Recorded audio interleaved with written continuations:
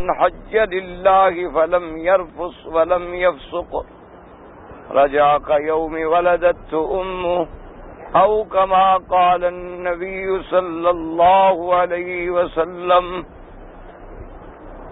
صدق الله العلي العظيم وصدق رسوله النبي الكريم ونحن على ذلك لمن الشاهدين ومن الشاكرين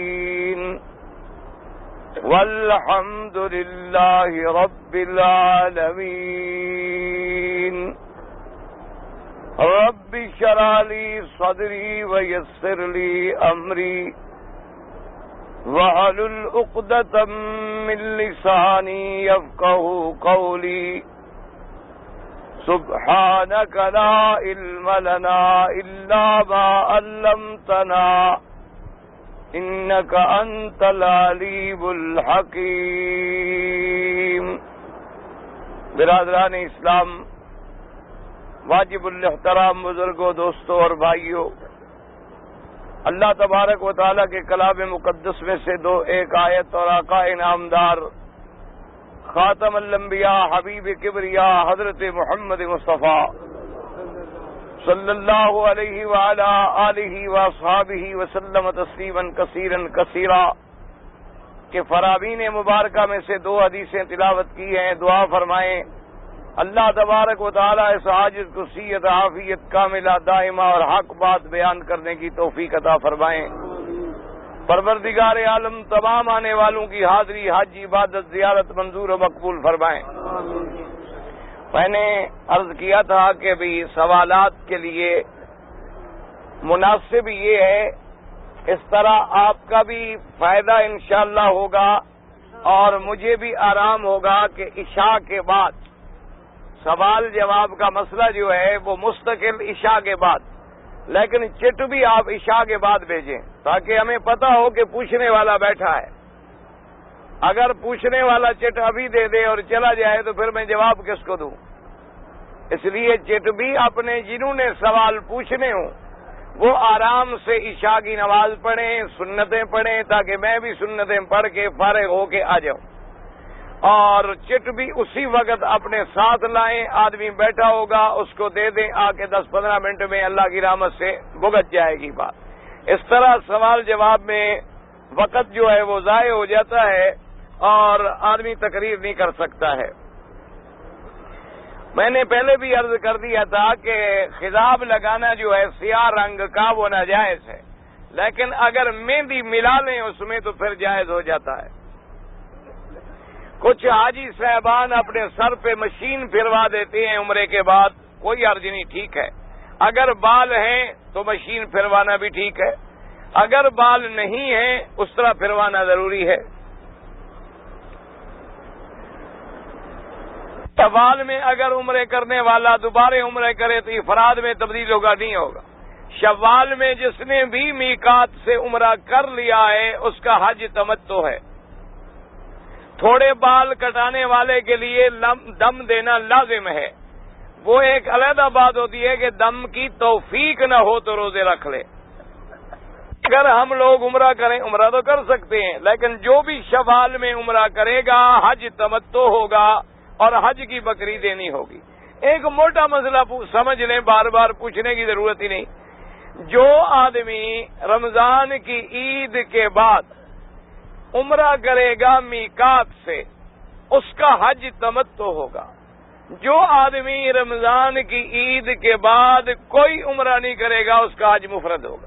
ایک موٹی سی بات ہے، بات ختم ہو گئی.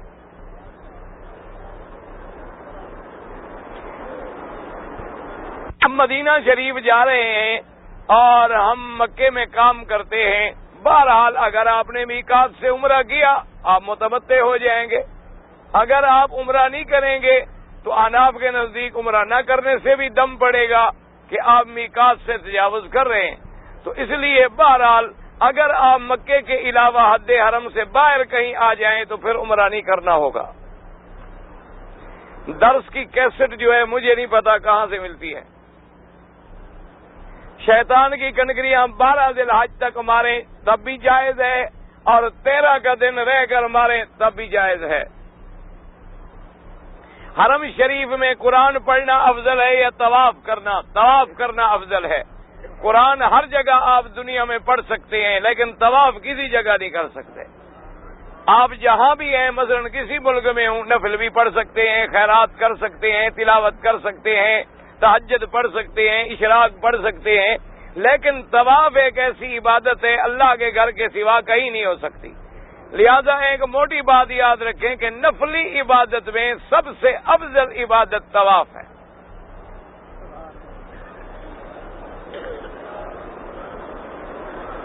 میں نے 3 طواف کیے اکٹھے، اس کے بعد میں بیمار ہو گیا، 3 دن کے بعد میں نے ان کی نفل ادا کی ہے، کوئی حرج نہیں، ٹھیک ہو گیا۔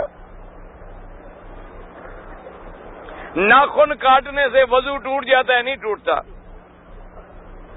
عورت کو صفا مروہ کرنے کے بعد عمرے کے احرام میں کتنے بال؟ عورت اپنے بال اکٹھے کر لے، جہاں آخر میں جا کر اکٹھے ہوں تھوڑے سے بال کاٹ لیں۔ عورتیں جو ادھر سے پکڑ کے کاٹ لیتی ہیں ادھر سے یہ ناجائز ہے۔ پورے بال اکٹھے کرے، جہاں آخر میں پہنچے وہاں کٹھے جو ہیں وہاں تھوڑے سے بال کاٹ دیں۔ مکہ میں ہم نوکری کے لیے آئے ہیں اور جب ہم آئے تو بغیر احرام کے آئے۔ اگر وہاں سے چلتے ہوئے آپ کو پتہ ہی نہیں تھا کہ نوکری والے ہمیں کہاں لے جائیں گے، پتہ نہیں جدے میں رکھیں گے، پتہ نہیں مکے میں رکھیں گے، پتہ نہیں مکے سے باہر کہیں رکھیں گے، پھر کوئی جرمانہ نہیں آپ کا۔ اور اگر آپ کو پتہ تھا کہ ہم نے سیدھا مکے جانا ہے پھر احرام ضروری تھا، پھر اگر نہیں باندھا تو پھر دم پڑ جائے۔ میں کراچی سے ہوائی جہاز پر آیا، میرا احرام گم ہو گیا، یعنی آپ نہیں گم ہوئے، صرف احرام ہی گم ہوا ہے، باقی کوئی پیسے شیسے پاسپورٹ ٹکٹ کوئی گم نہیں ہوئی، صرف احرام گم ہو جانا کوئی مشکل نہیں ہے۔ آپ قمیص اتار کے لبیک پڑھ لیتے، نیچے اتر کے چادریں باندھ لیتے، احرام تو باندھا جا سکتا ہے، کوئی مشکل نہیں، ایک بکری بطور دم ادا کریں۔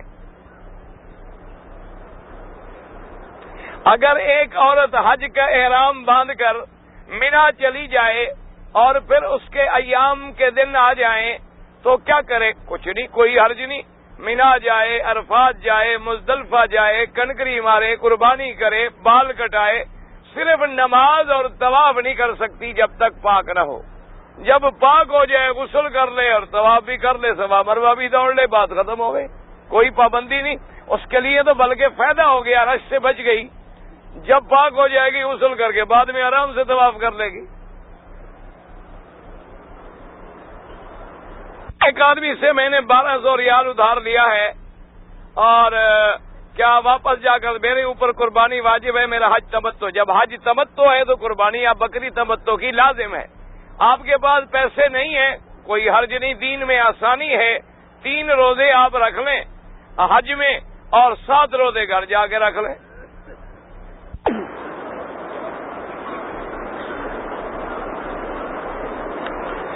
ایک آدمی نے اپنی زمین وقف کر کے مر گیا، اس کے لڑکوں نے زمین بیچ کر پتہ نہیں کیا، بہرحال وقف کا بیچنا حرام ہے، وقف جب ہو جائے وہ نہیں بیچا جا سکتا، بچوں نے بیچا ہے تو زیادتی کی ہے۔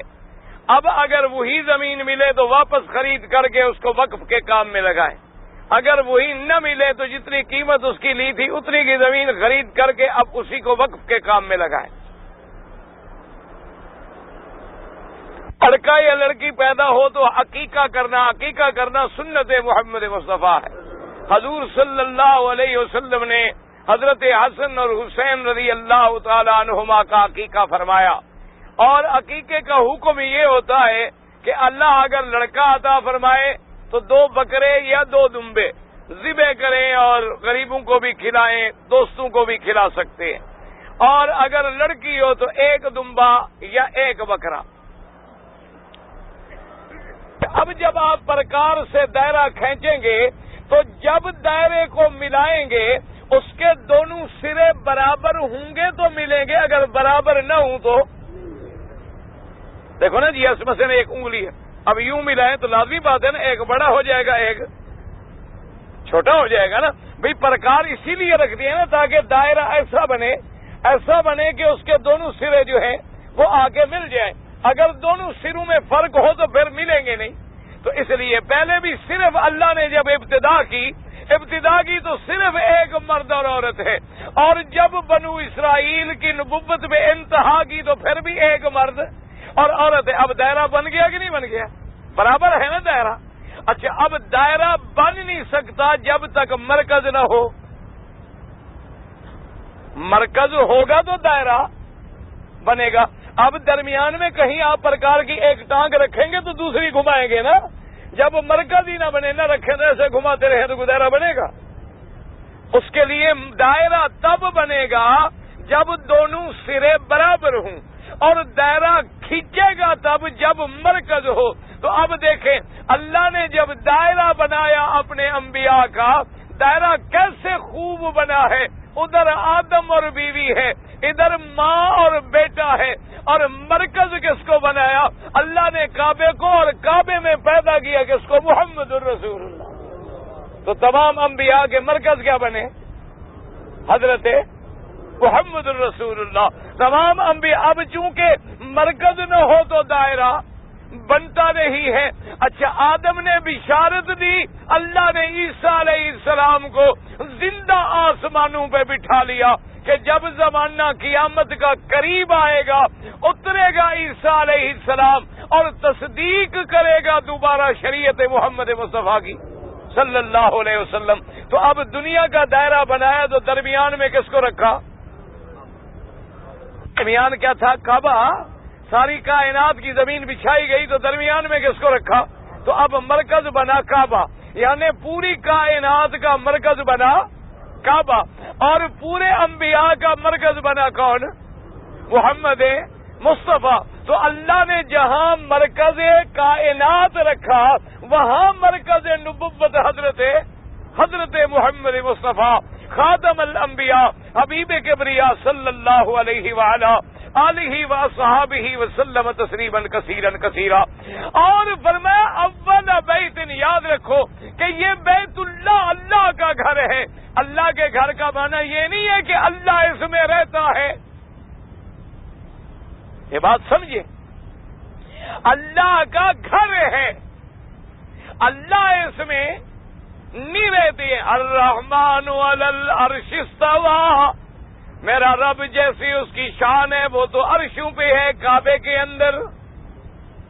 یاد رکھ لیں، سمجھ لیں، کیونکہ لوگوں کی بڑی غلط فہمیاں ہو جاتی ہیں. پرانی بات ہے، ایک دفعہ میں طواف کر کے نکل رہا تھا، ایک بوڑھیا عورت تھی بیچاری، بہت ہی بوڑھی، بڑے آرام سے چل رہی تھی. میں ساتھ گزرا تو کہنے لگی بیٹا ادھر آؤ. میں قریب آ گیا. کہنے لگی کہ آپ یہاں رہتے ہیں؟ بارہ اس نے پنجابی میں کہا کہ آپ یہاں رہتے ہیں؟ میں نے کہا جی ہاں میں یہاں رہتا ہوں. کہنے لگی پتر ایک گل دس دے. میں کہا دسو کی گل ہے؟ کہندی اے اندر قبر کے دی ہے. ایک کالے گلاف والا جڑا کوٹھا پیارا کھلوتا ہے اے اندر قبر کے دیے.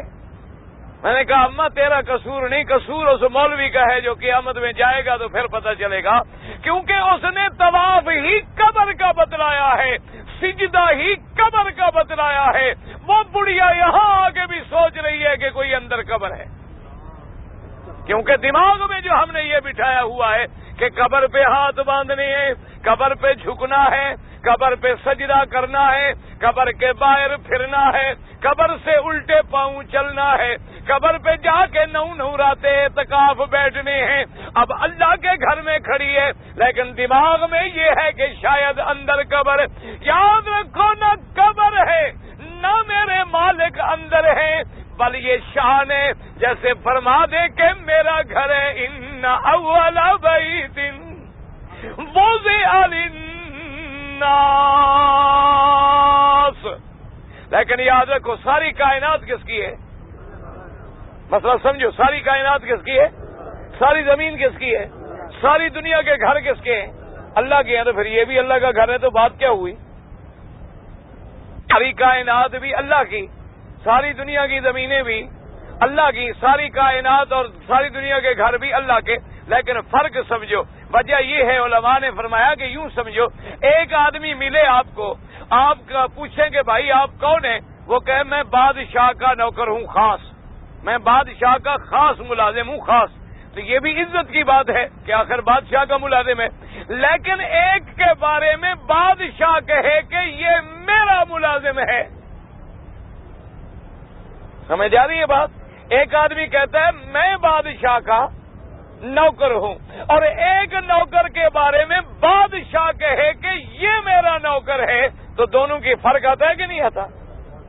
اچھا اس کو یوں سمجھیے، قرآن پاک سے سمجھیے. عیسیٰ علیہ السلام جب پیدا ہوئے تو کیا کہا؟ عیسیٰ علیہ السلام جب پیدا ہو گئے تو قال انی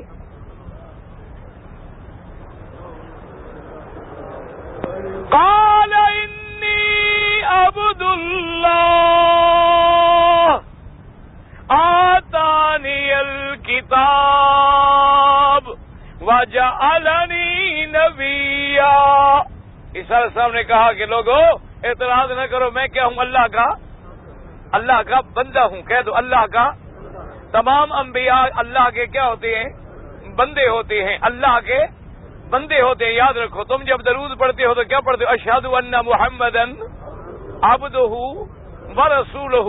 تو اب عیسیٰ علیہ السلام نے کہا کہ میں اللہ کا بندہ ہوں. اللہ نے مجھے کتاب بھی دی، اللہ نے مجھے نبی بھی بنایا، برکت والا بھی بنایا، نماز کا حکم بھی دیا، زکات کا حکم بھی دیا، والدہ کی اطاعت کا حکم بھی دیا ہے. ساری باتیں فرمائیں. تو بڑی شان ہے کہ عیسیٰ کہہ رہے ہیں میں اللہ کا بندہ ہوں. اب دوسرے مرتبے کو غور کریں. یہاں تو عیسیٰ نے کہا میں اللہ کا بندہ ہوں، اور میرے مدنی نماز پڑھے. اللہ نے قرآن میں وَأَنَّهُ لَمَّا قَامَ عَبْدُ اللَّهِ، عیسیٰ نے کہا کہ میں اللہ کا بندہ ہوں، اور حضور کے بارے میں اللہ نے فرمایا کہ میرا. کتنا فرق ہوا؟ وہاں تو اس نے کہا تھا میں بادشاہ کا ملازم ہوں، اور ایک کو بادشاہ نے کہا تھا کہ میرا ملازم ہے. تو دونوں میں کتنی فرق ہے؟ دونوں میں کتنی فرق ہے کہ ایک تو خود کہہ رہا ہے نا کہ میں اللہ کا بندہ ہوں، اور ایک کے بارے میں میرا رب کہہ رہا ہے میرا بندہ ہے، میرا بندہ ہے. دیکھو میرا بندہ جب کھڑا ہے وَأَنَّهُ لَمَّا قَامَ عَبْدُ اللَّهِ. اچھا اس کو دوسرے قرآن کی آیت سے سمجھیں. حضرت عیسیٰ علیہ السلام نے قرآن میں کیا فرمایا؟ وَالسَّلَامُ عَلَيَّ يَوْمَ وُلِدتُّ. اللہ کی سلام ہو، سلامتی ہو مجھ پر جس دن میں پیدا ہوا، جس دن موت آئے، جس دن میں قبروں سے یوم اموت ہو یوم ابعث حیا. تو یہ کس نے کہا؟ عیسیٰ علیہ السلام نے کہ مجھ پر اللہ کی سلامتی جب میں پیدا، جب مجھ پہ موت آئے، اور جب میں قبر سے کھڑا ہوں. اور جب یحییٰ علیہ السلام کا نمبر آیا، اللہ نے فرمایا سلام علیہ یوم ولد و یوم یموت و یوم یبعث حیا. یحییٰ علیہ السلام نے جب یحییٰ علیہ السلام کا ذکر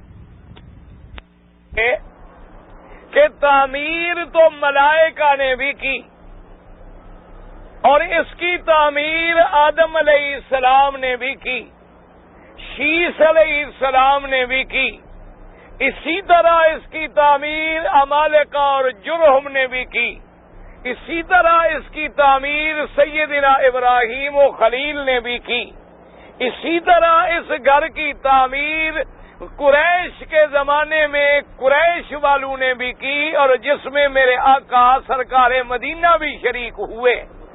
اس کے بعد اس کی تعمیر عبداللہ ابن زبیر نے بھی کی. عبداللہ ابن زبیر کے بعد حجاج ابن یوسف نے بھی اس دیوار میں پھر رد و بدل کیا. کئی مراحل سے یہ گزرا ہے، لیکن اللہ نے جو قرآن میں ذکر فرمایا، نہ بنائے آدم کا ذکر کیا، نہ بنائے ملائکہ کا ذکر کیا. قرآن نے جو اہمیت دی ہے وہ بنائے ابراہیم کو دی ہے. سمجھ آ رہی ہے بات؟ اس بات کو آپ ذہن میں رکھیں، اللہ پاک سمجھنے کی توفیق دے.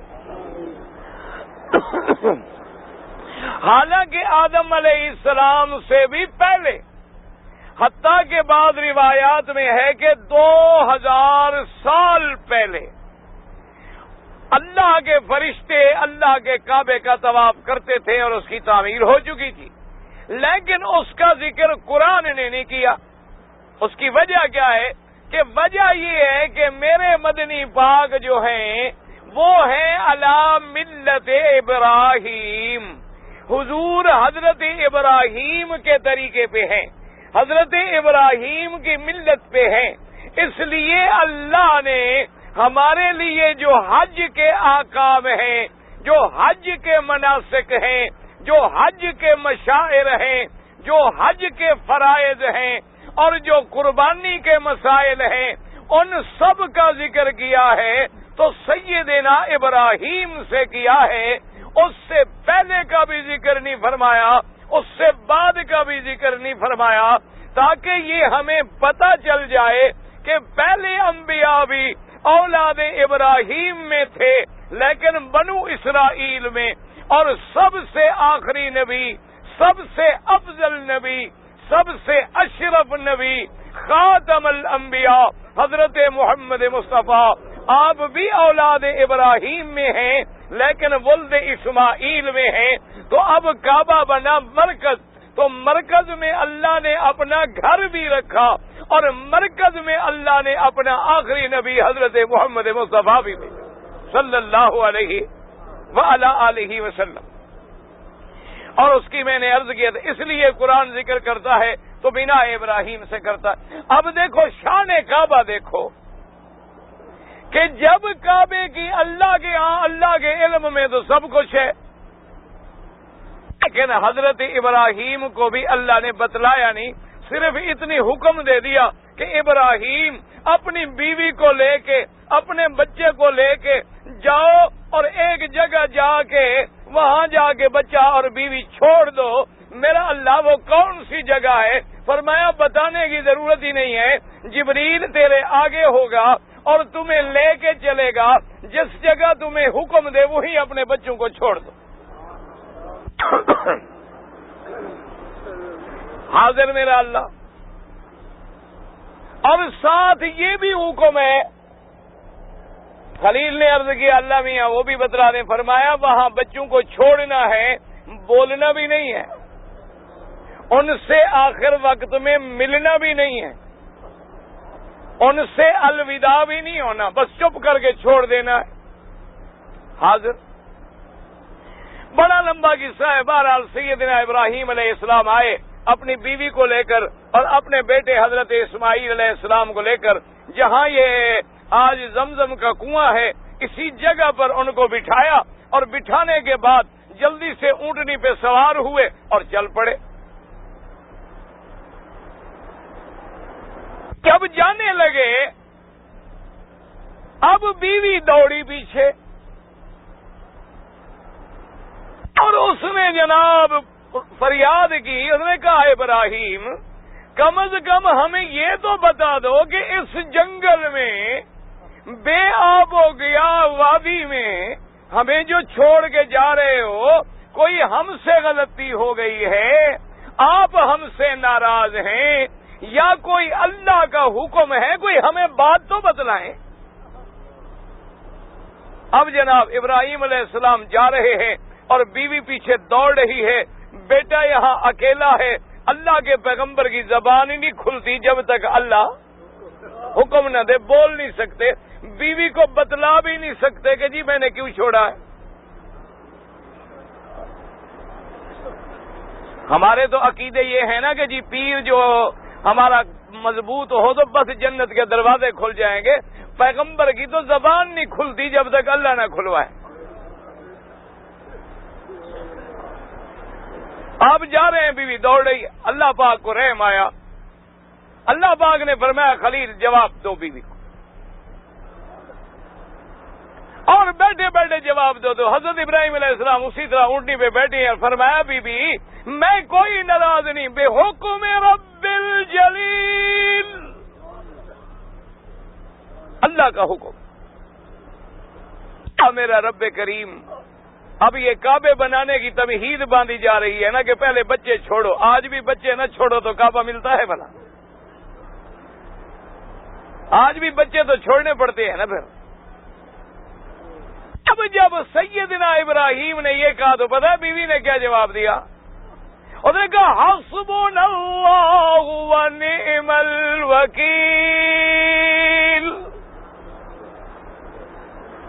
نبی کی بیوی ہے, کیا جواب دے دیا؟ کون ہمیں کافی ہے؟ کیا کہا کافی کون ہے؟ اپنے خامد کو کہا کہ میرا خامد نبی ہے, وہی مجھے کافی ہے.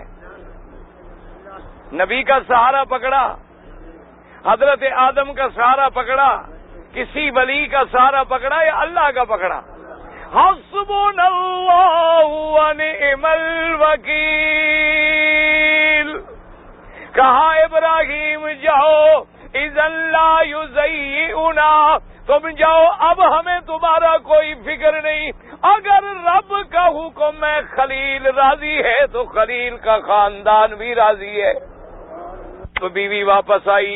حضرت ابراہیم علیہ السلام جب علیحدہ ہوئے, آگے جا کے پہاڑ ہیں, جنگل ہیں, بے آباد جگہ ہے, کھڑے ہو گئے اور دعا کی, ربنا انی اسکنت من ذریتی بواد غیر ذی زرع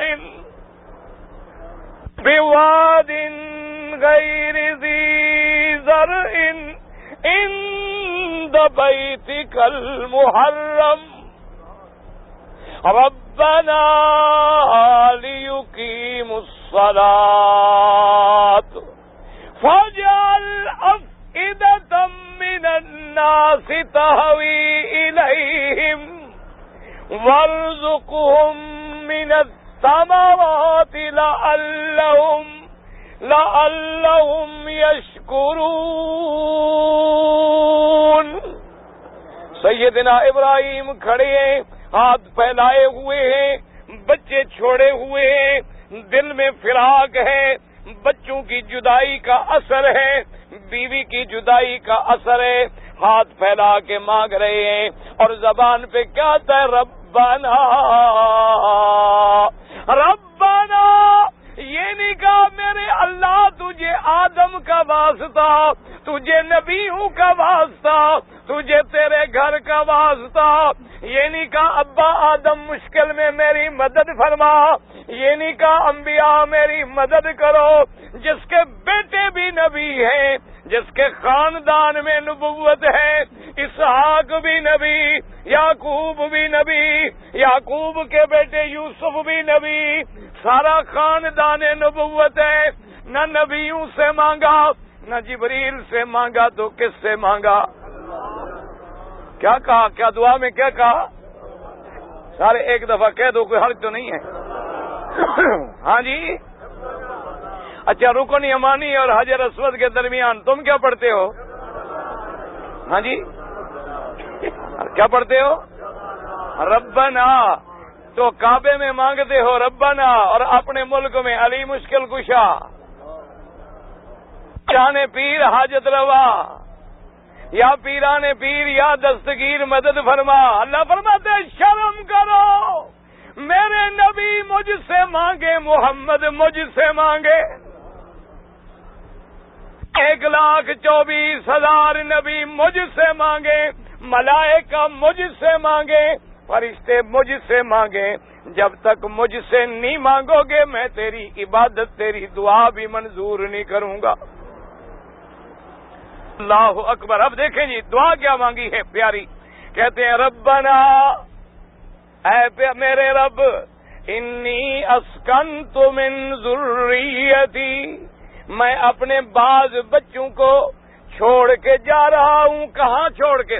بواد غیر ذی زرع, ایسی وادی میں جہاں کوئی زراعت نہیں, آبادی نہیں, درخت نہیں, باغ نہیں, پانی نہیں. مسلمانوں کو بھی غور کیا ہے, اللہ چاہتے تو مکے کے ارد گرد کے پہاڑ سبز نہیں ہو سکتے تھے؟ یعنی طائف کے پہاڑ سبز ہو سکتے ہیں, شام کے پہاڑ سبز ہو سکتے ہیں, بیت المقدس کے پہاڑ سبز ہو سکتے ہیں. اگر اللہ چاہتے تو یہاں بھی سبزہ بنا دیتے, یہاں بھی باغوں کو باغ لگا دیتے. اللہ نے فرمایا نانا میرا مدنی, میں اپنا گھر ایسے کالے خشک پہاڑوں میں رکھوں گا تاکہ جو آئے میرے کعبے کے لیے آئے, پہاڑوں کے لیے نہ آئے. سبزے کے لیے نہ آئے، سیر کے لیے نہ آئے، موسم کے لیے نہ آئے، اس لیے علماء نے لکھا اللہ نے زمزم کا ذائقہ بھی عجیب رکھ دیا، اگر چاہتے تو میٹھا بنا دیتے، اگر چاہتے تو شہد سے زیادہ میٹھا کر دیتے اور اس کو زیادہ ٹھنڈا کر دیتے، فرمایا نہ، تاکہ جب زمزم پیے اس نیت سے نہ پیے کہ میٹھا ہے، اس نیت سے نہ پیے کہ ٹھنڈا ہے، اس نیت سے پیے کہ زمزم ہے اور شفا ہے۔ اس لیے پہاڑ بھی کالے، وادی بھی غیر آباد، اور آگے ابراہیم کیا کہتے ہیں؟ مولا بواد غیر ذی زرع عند بیتک المحرم، تیرے گھر حرمت والے کے قریب بچوں کو چھوڑ کے جا رہا ہوں، میرا اللہ کوئی بھی نہیں ہے، کوئی بولنے والا نہیں، کوئی بات کرنے والا نہیں، لیکن تیرا گھر ہے۔ ابراہیم سے پہلے گھر تھا تو کہہ رہے ہیں، اگر گھر نہ ہوتا تو ابراہیم کبھی نہ کہتے تیرے گھر کے پاس، گھر تو پہلے تھا۔ اللہ اکبر۔ اور کیوں چھوڑ رہا ہوں؟ اچھا اب دیکھیں آگے ابراہیم علیہ السلام نے کیا کہا کہ میرا اللہ چھوڑ کیوں رہا؟ جو آدمی 3 دفعہ کہتا ہے نا ربنا ربنا ربنا، اس کی رحمت جوش میں آ جاتی ہے۔ اس لیے سارا قرآن کھولیں کیا ملے گا؟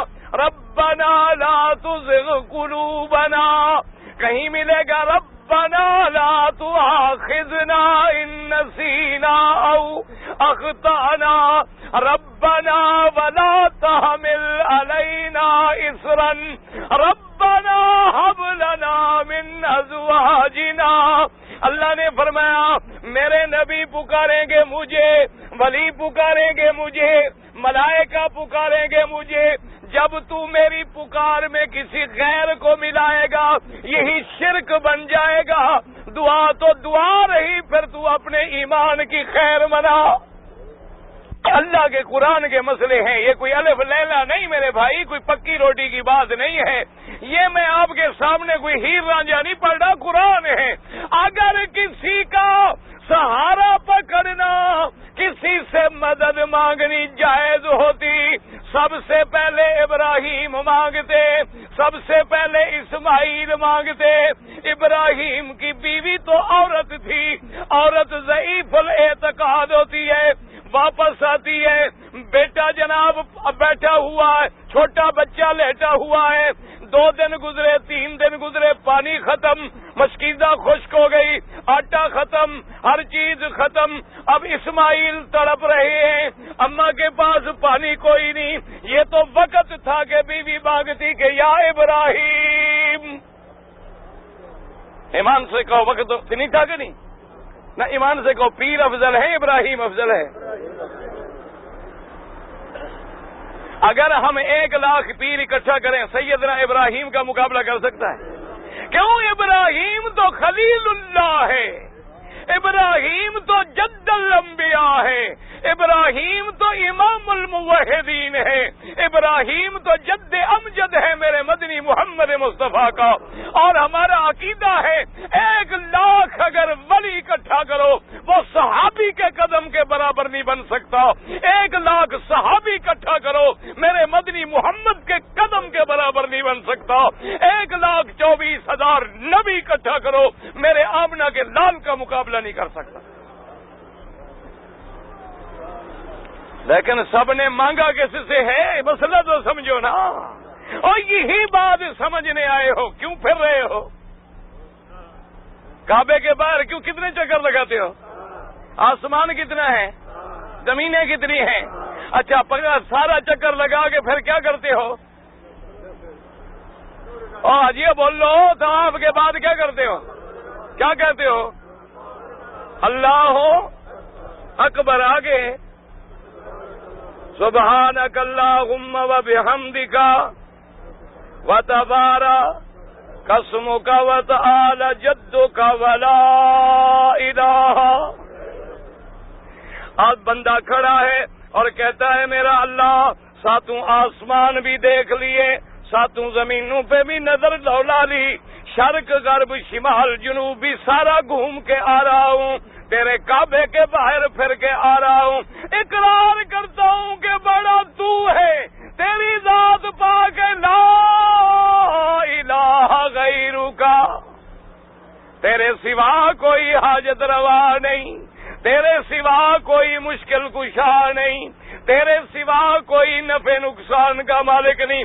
اللہ فرماتے ہیں میرے بندے اگر تو سچا ہے تو پھر آگے پڑھ اور کہ قل یا ایھا الکافرون لا اعبد ما تعبدون۔ پہلی رکعت میں کیا پڑھتے ہو؟ کہہ دو، اللہ فرماتا ہے کھلی بات کرو، اب تم نے طواف کر لیا، میرا بندہ بن گیا تو آج کھلی بات کر۔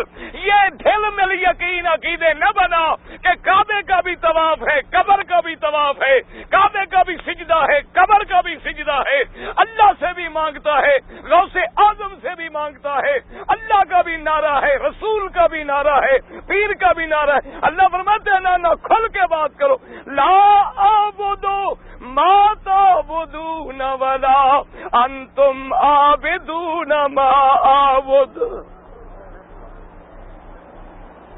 اللہ فرماتا ہے مشرک نہ بنو، ڈھل میں یقین نہ بنو، اب میرے گھر آ گئے ہو، میرے بندے بنو۔ دعا کرو اللہ ہم سب کو اپنا بندہ بنائے، اللہ ہم سب مسلمانوں کو توحید کا سپاہی بنا دے۔ میرا اللہ تیرے حاجی ہیں، تیرے دربار میں آئے ہیں، ہم گندے ہیں، گناہگار ہیں، ذلیل ہیں، خوار ہیں، تیرے مدنی کی امت ہیں، تیرے گھر میں آ گئے ہیں، جب واپس جائیں تیرے توحید کے سپاہی بنے۔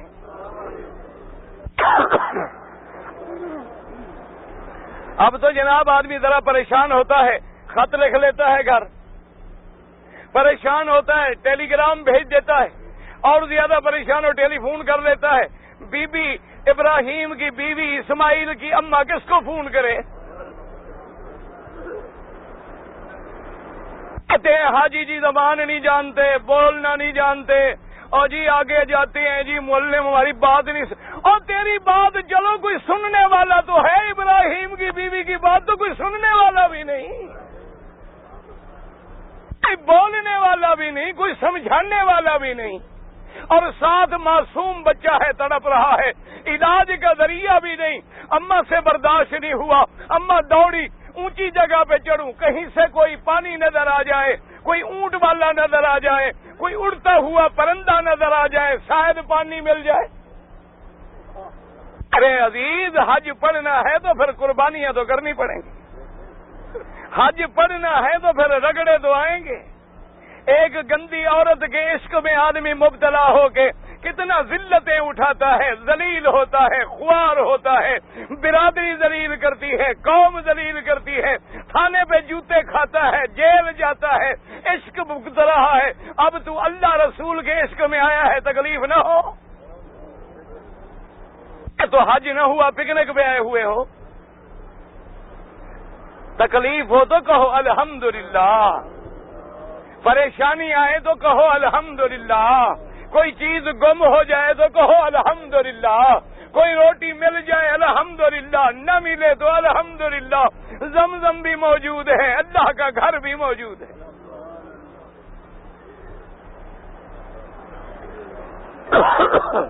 سارے حضرات ایک دفعہ درود شریف پڑھ لیں، اور جنہوں نے درود شریف پڑھا ہے وہ بیٹھ جائیں، جنہوں نے درود شریف پڑھا ہو صرف وہی بیٹھ جائیں، نہ پڑھا ہو ان سے تو جھگڑا ہی نہیں ہے نا بھائی۔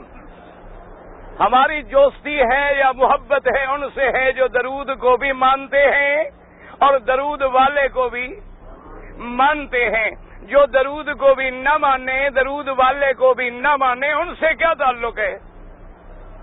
اور مسلمانوں فرق صرف اتنا ہے، ہم کہتے ہیں نماز بھی وہی پڑھو جو آمنہ کے لال نے سکھلائی ہے، وضو بھی وہی کرو جو آمنہ کے لال نے سکھلایا ہے، حج بھی وہی پڑھو جو آمنہ کے لال نے سکھلایا ہے، اور درود بھی وہی پڑھو، سلام بھی وہی پڑھو جو میرے مدنی پاک نے خود سکھلایا ہے۔ جھگڑا سلام سے نہیں، جھگڑا تیرے پڑھنے میں ہے، جھگڑا درود میں نہیں، جھگڑا تیرے پڑھنے میں ہے۔ بات یہ نہیں اب کوئی نماز پڑھے لیکن اپنے طریقے سے پڑھے تو اللہ قبول نہیں کرتا، طواف کرے اپنے طریقے سے کرے تو اللہ قبول نہیں کرتا، صفا دوڑے اپنے طریقے سے دوڑے اللہ قبول نہیں کرتا، حج پڑھے اپنے طریقے سے پڑھے اللہ قبول نہیں کرتا، اسی طرح صلاۃ و سلام بھی اپنے طریقے سے پڑھے اللہ قبول نہیں کرتا۔ بی بی صاحبہ دوڑی جناب، احادیث میں موجود ہے، یہ صفا کی پہاڑی اب تو چھوٹی ہے، اس زمانے میں بڑی تھی، یہ تو بعد میں جوں جوں ضرورت آتی گئی، جگہ بنتی گئی، راستے بنتے گئے، سڑکیں بنتی گئیں، اللہ ان کو جزائے خیر دے۔ اب تو جناب اب صفا مروہ کیا ہے، اب تو صفا مروہ بھی ایئر کنڈیشن ہے، ٹھنڈی ہوائیں چل رہی ہیں، یعنی جب گرمی ہو آدمی ادھر چل جاتا ہے۔ صفا مروہ تو اس زمانے میں تھی جب ام اسماعیل دوڑی تھی، صفا مروہ تو اس زمانے میں تھی جب آمنہ کا لال محمد مدنی دوڑے تھے، صفا مروہ تو اس زمانے میں تھی جب صحابہ اور اہل بیت دوڑے تھے، اب تو صفا مروہ جنت کا ایک ٹکڑا بنا ہوا ہے۔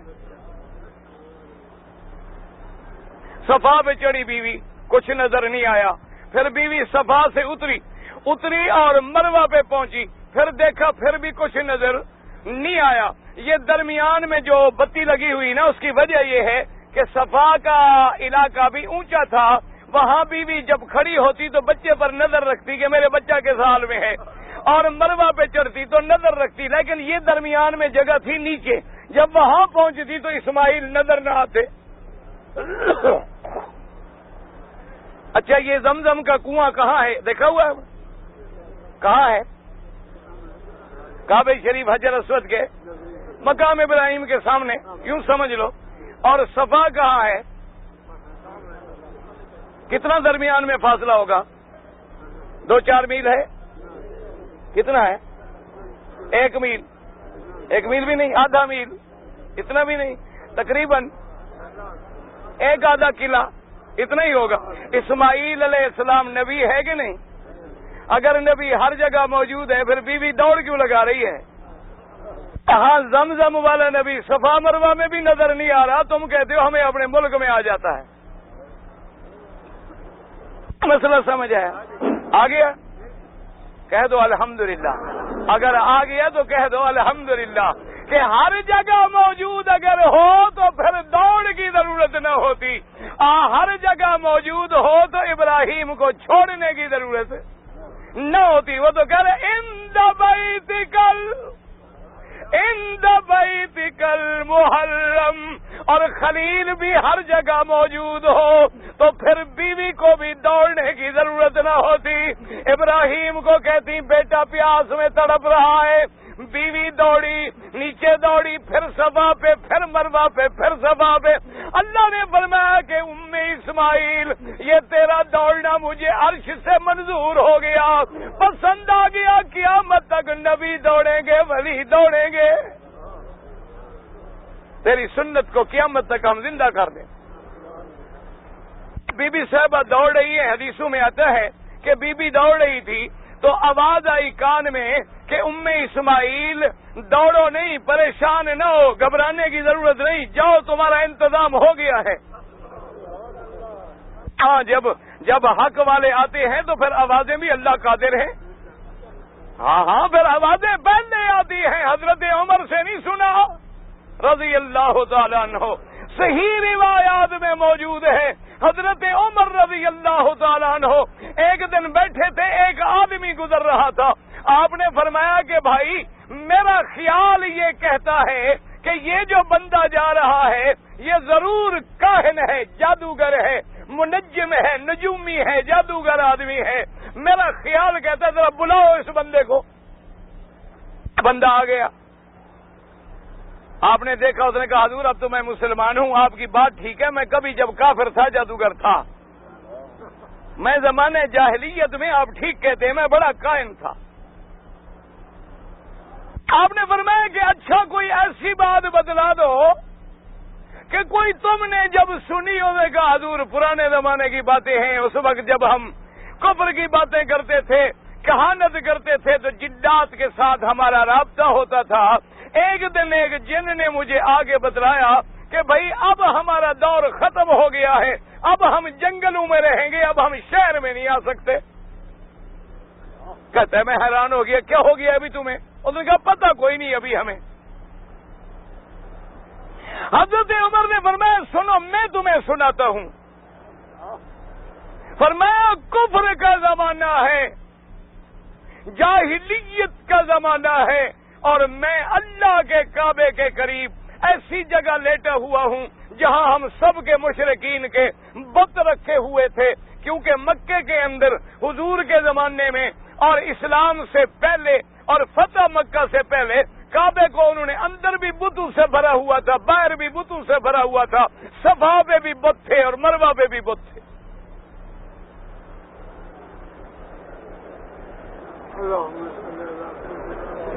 حضرت عمر سب کہہ دو رضی اللہ عنہ۔ جب صحابی کا نام آئے تو کیا کہنا ہے، اور جب اللہ کے ولی کا نام آئے رحمت اللہ علیہ، اور نبی کا نام آئے علیہ السلام، اور میرے آقا سرکار مدینہ کا نام آئے تو اللہم صلی علی، اگر پورا درود نہ پڑھ سکو تو صلی اللہ علیہ وسلم، تاکہ لفظ صلی بھی آ جائے اور سلم بھی آ جائے۔ حضرت عمر رضی اللہ تعالی عنہ فرماتے ہیں کہ میں بتوں کے قریب سویا ہوا تھا کہ یکدم بتوں کے اندر سے ایک آواز آئی، یہ بخاری شریف میں بھی روایت موجود ہے۔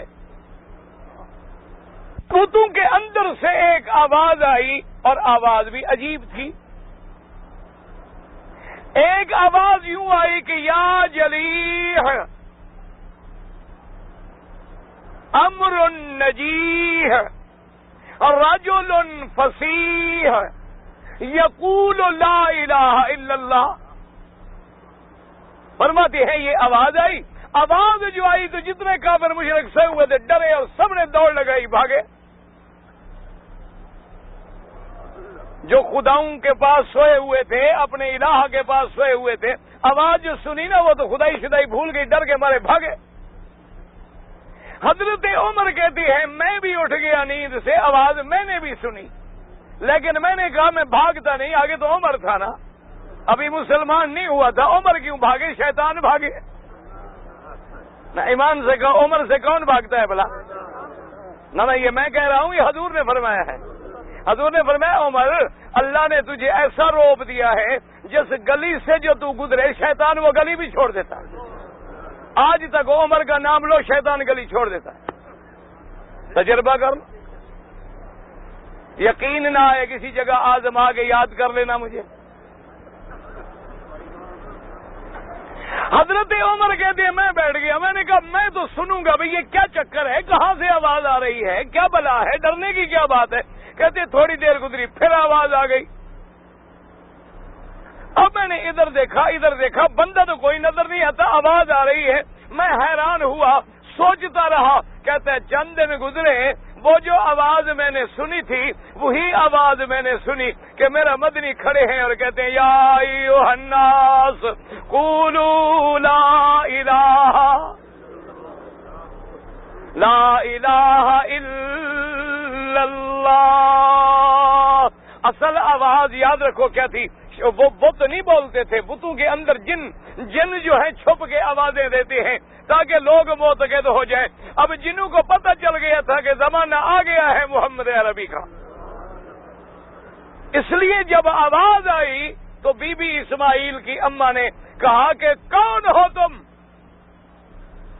آواز لگانے والے جن ہو، انسان ہو، کون ہو؟ سامنے آؤ۔ پھر آواز آئی بی بی سامنے آنے کی ضرورت نہیں ہے، جاؤ تمہاری پریشانی کا اللہ نے حل کر دیا ہے۔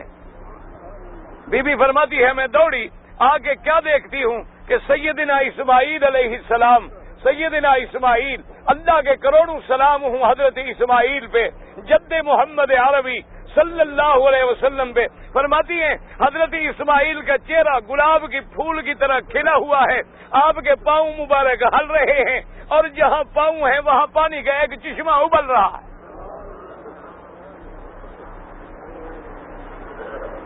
اس لیے حدیثوں میں آتا ہے اللہ نے حکم دیا جبرائیل ہمیں اسماعیل کا تڑپنا، اسماعیل کی اماں کا دوڑنا، ان کا پریشان ہونا جو ہے ہم نے منظور کر لیا ہے۔ جہاں اسماعیل کے قدم لگ رہے ہیں تم پہنچو وہیں، پر مارو وہیں میں چشمہ جاری کروں گا۔ اس لیے آتا ہے کہ حضرت اسماعیل کا قدم ہلانا اور جبریل کا پر لگانا، ان دونوں سے چشمہ نکلا، وہ پانی نکلا۔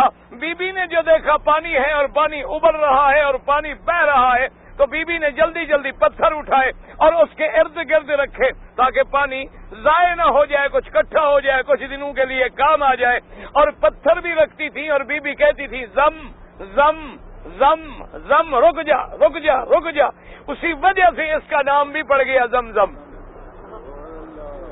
اصل زمزم کو زمزم کیوں کہتے ہیں کہ بی بی جب پتھر رکھ رہی تھی تو کہہ رہی تھی زم زم زم، ٹھہر جا ٹھہر جا ٹھہر جا، بہ نہ جائے پانی۔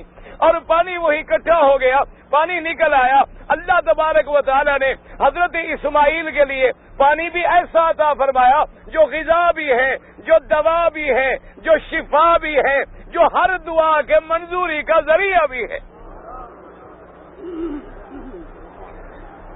میرے مدنی نے فرمایا شفا و سکومن، طعام و تومن و شفا و سکومن، کہ یہ کعبہ ایسے برکت والا ہے۔ اللہ نے فرمایا تھا نا برکت والا گھر ہے اور اس میں نشانیاں ہیں، تو ایک زمزم بھی آ گیا۔ تو اب دیکھیں سیدنا ابراہیم نے دعا کیا مانگی تھی کہ ربنا لیقیموا الصلاۃ، میرا اللہ بچوں کو چھوڑ کے جا رہا ہوں، گھر جو تیرا ساتھ ہے، جب گھر ہے تو گھر کی آبادی تو ہوگی، میرا اللہ ان کو نماز قائم کرنے والا بنانا۔ فَاجْعَلْ أَفْئِدَةً مِّنَ النَّاسِ تَهْوِي إِلَيْهِمْ، اور میرا اللہ لوگوں کے دلوں کو ان کی طرف پھیر دینا، لوگوں کے دلوں کو کعبے کی طرف پھیر دینا، تاکہ جب دل پھریں گے لوگ آئیں گے، آبادی ہوگی تو میرے بچے بھی ذرا آرام سے، میرے بچے بھی ذرا آرام سے رہیں گے۔ تَهْوِي إِلَيْهِمْ افئدہ، دلوں کو پھیرنا، یہ نہیں کہا کہ منہ پھیر دینا، یہ نہیں کہا بدن پھیر دینا، فرمایا دلوں کو پھیر دینا۔ اور ایسی دعا منظور ہوئی، امیر ہے غریب ہے، عالم ہے جاہل ہے، گورا ہے کالا ہے، جہاں بیٹھا کہتا ہے ربا میرا اللہ میں مسکین ہوں لیکن مجھے کعبے پہنچا۔ دل پھرے ہوئے کہ نہیں؟ آگے دعا کیا مانگی؟ فرمایا وَارْزُقْهُم مِّنَ الثَّمَرَاتِ،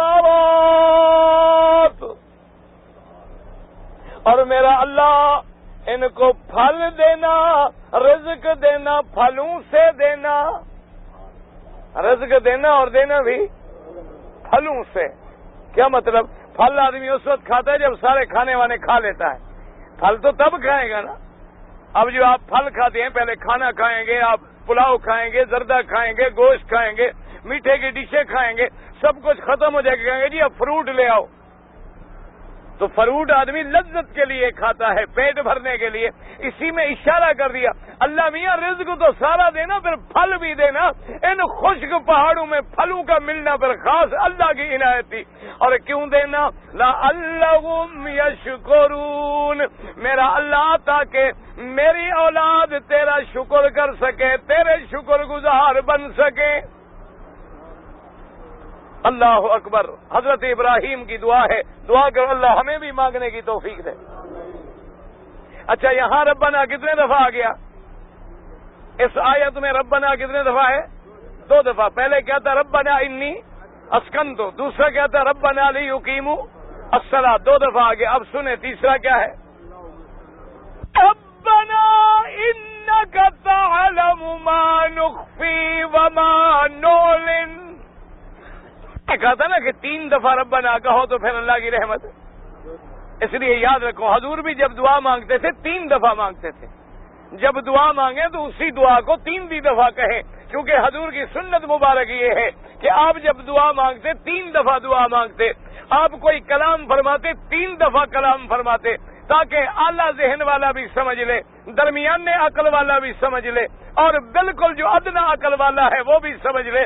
تو دعا میں بھی اصول ہے کہ درود شریف پڑھیں، دل لگا ہوا ہو، توجہ دل سب اللہ کی طرف ہو، آنسو بہ رہے ہوں، بدن کانپ رہا ہو اور زبان پہ دعا ہو، پھر منظوری آتی ہے۔ کہ قرآن خود بتلاتا ہے نا دعا، وَإِذَا سَمِعُوا مَا أُنزِلَ إِلَى الرَّسُولِ تَرَىٰ أَعْيُنُهُمْ تَفِيضُ مِنَ الدَّمْعِ۔ اللہ فرماتا ہے جب میرا مدنی تیرے مومن بندے صحابہ قرآن سنتے ہیں جو ہم نے رسول پہ اتارا، تو کیا ہوتا ہے؟ ان کی آنکھوں سے آنسو، ان کی آنکھوں سے آنسو بہ نکلتی ہیں، اور وہ کیوں بہتی ہیں؟ مما عرفوا من الحق، کیونکہ وہ حق کو پہچان گئے، جان گئے، اور پھر کہتے کہ یقولون ربنا۔ دعا تب منظور ہوتی ہے میرے عزیز کہ آنسو بہ رہے ہوں، اور میرے آقا سرکار نے فرمایا ہے اِلَّمْ تَبْكُوا فَتَبَاكُوا، فرمایا اگر رونا نہ آئے تو کم از کم رونے والوں کی شکل تو بنا لو۔ دعا عاجزی کا نام ہے۔ ربنا انک تعلم ما نخفی وما نعلن، اے ہمارے رب انکا پکی بات ہے آپ جانتے ہیں جو ہم چھپاتے ہیں یا جو ہم ظاہر کرتے ہیں۔ اس وقت جو میں مانگ رہا ہوں تجھ کو پتا ہے میرا اللہ، ابراہیم کے دلوں کے بھید جاننے والا اللہ۔ اللہ نے فرمایا ابراہیم ہم نے تیری دعائیں سن لی ہیں، ہم نے تیری دعائیں ساری کی ساری منظور کر لی ہیں، ذرا وقت آنے دو۔ جس گھر کے قریب ہم نے تیرے بچوں کو جنگلوں میں بٹھایا ہے، وجہ یہ ہے کہ ایک شان والا گھر بننا ہے، تو اس کے بنانے کے لیے بھی شان والے مزدور کی ضرورت ہے، شان والے معمار کی ضرورت ہے، شان والے مستری کی ضرورت ہے۔ ہم اپنے گھر کے بنانے کے لیے انتظامات فرما رہے ہیں۔ اسماعیل کا ڈیرا لگ گیا، جرہم کا ڈیرا لگ گیا، امالکا کا ڈیرا لگ گیا، مدت گزر گئی، سیدنا ابراہیم الخلیل تشریف لے آئے، بڑی لمبی چوڑی بات ہے۔ جب آخری دفعہ میں آئے تو حضرت اسماعیل کو بلایا اور کہا بیٹے، حضرت اسماعیل نے کہا جی ابا جان، فرمایا اللہ نے حکم دیا ہے یہاں اللہ کا کعبہ بنانا ہے۔ حضرت اسماعیل نے کہا ابا جی میں تو حاضر ہوں، لیکن ہم کعبہ جو بنائیں تو کہاں بنائیں؟ یہاں تو ایک ٹیلا سا پڑا ہے، اللہ کا کعبہ تو یہی تھا، لیکن کوئی علامت نہیں، نشانی نہیں، ہمیں پتہ نہیں کتنی لمبا بنائیں، کتنی چوڑا بنائیں، کتنی اونچا بنائیں، اور کہاں کہاں بنیاد رکھیں۔ حضرت ابراہیم نے کہا بیٹے جب اللہ نے حکم دیا ہے تو انتظام بھی اللہ کریں گے۔ اللہ نے حکم دیا جبرائیل بادل کی ٹکڑی کھڑی کر دو، ہوا حکم دیا چل پڑو، ساری مٹی صاف کر دو، بادل آس پہ سایہ کر لو۔ فرمایا ابراہیم جہاں سایہ کھڑا ہے مٹی اڑ گئی ہے، نیچے دیکھو یہی تمہیں تیرے ابا آدم کی بنیاد ملے گی، اسی بنیادوں پہ پھر میرا کعبہ بناؤ۔ اب بعض علماء نے لکھا ہے کہ کعبۃ اللہ جو ہے وہ 5 پہاڑوں سے بنایا گیا۔ انہوں نے اس میں لکھا ہے کہ طور زیتہ، طور سینا، ان پہاڑوں سے بھی پتھر آئے، مکے کے پہاڑوں سے بھی پتھر آئے، لیکن زیادہ راجح بات یہی ہے کہ اللہ کا کعبہ جو سیدنا ابراہیم علیہ السلام نے بنایا ہے، جو پتھر ان کو اس زمانے میں وہاں موجود مل سکے اور جو قریب میں مل سکے، انہی کو وہ ایک دوسرے پہ لگاتے گئے۔ کوئی عجیب عمارت تو بن نہیں سکتی تھی، صرف ایک 4 دیواری بنا رہے۔ اب جناب پتھر لگاتے گئے، پتھروں کی دیوار اونچی ہو گئی۔ جب اونچی ہو گئی اب اوپر پتھر کیسے پہنچائے؟ تو حضرت ابراہیم الخلیل نے عرض کیا کہ میرے اللہ رب کریم، اب دیوار جو ہے وہ اتنی اونچی ہو گئی ہے کہ میں اوپر کھڑے ہو کے پتھر نہیں لگا سکتا۔ مہربانی فرمائیں، لکڑیاں تو ہیں نہیں، اور کوئی ہمارے پاس سیڑھیاں بھی نہیں ہیں، اور کوئی چیز بھی نہیں ہے، تو ہم کیسے اس کا اونچائی کا حصہ برداشت کریں؟ اللہ نے فرمایا ابراہیم گھبرانے کی کوئی ضرورت نہیں ہے. ابھی ہم آپ کو ایک پتھر دیتے ہیں. اللہ پاک نے یہ پتھر بھجوایا. حضرت ابراہیم کو حکم دیا کہ اس پتھر پہ کھڑے ہو جاؤ. اللہ میں یہ تو چھوٹا سا پتھر ہے، فرمایا کھڑے ہو جاؤ.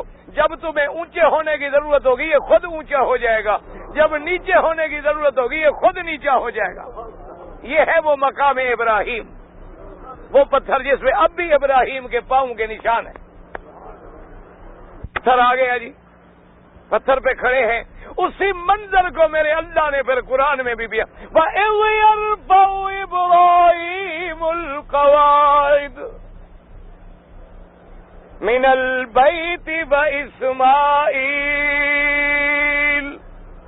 رَبَّنَا تَقَبَّلْ مِنَّا إِنَّكَ أَنْتَ السَّمِيعُ الْعَلِيمُ. ایک دفعہ ربنا آ گیا نا، اب آگے دیکھ. ربنا وجعلنا مسلمین لک ومن ذریتنا امتا مسلمتا لک. اللہ تبارک و تعالیٰ سے تم بھی دعا کر لو اللہ عالم اسلام پہ اپنی رحمت نازل فرمائے. اللہ عالم اسلام کی عزت کا فیصلہ فرما اور کفر کی ذلت کا فیصلہ فرما. یا اللہ مجاہدین افغانستان، مجاہدین کشمیر، مجاہدین فلسطین کو اتفاق، اتحاد اور نصرت اور فتح عطا فرما. یا اللہ بیماروں کو شفا عطا فرما، بے حیاؤں کو حیا عطا فرما، بے دینوں کو دین عطا فرما، بے اولادوں کو اولاد عطا فرما، قرض داروں کے قرض عطا فرما، جن کا رزق تنگ ہے ان کے رزق میں برکتیں عطا فرما. سب کو اپنے دروازے کی حاضری اور حج نصیب فرما. ربنا آتنا فی الدنیا حسنۃ وفی الآخرۃ حسنۃ وقنا عذاب النار. سبحان ربک رب العزۃ عما یصفون وسلام علی المرسلین والحمد للہ رب العالمین.